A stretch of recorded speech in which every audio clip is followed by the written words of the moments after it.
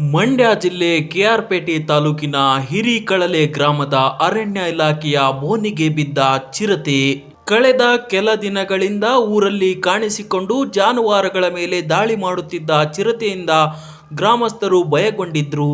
ಚಿರತೆಯನ್ನ ಹಿಡಿಯಲು ರೈತ ಕೃಷ್ಣೇಗೌಡರ ಜಮೀನಿನಲ್ಲಿ ಅರಣ್ಯ ಇಲಾಖೆ ಬೋನು ಇರಿಸಿತ್ತು.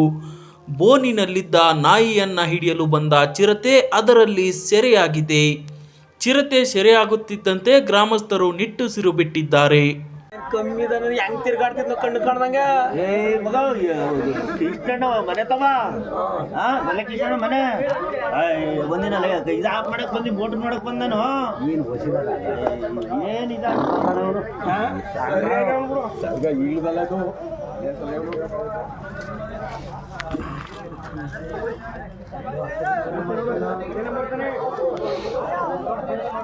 ಏನ್ ಅವನಣ್ಣ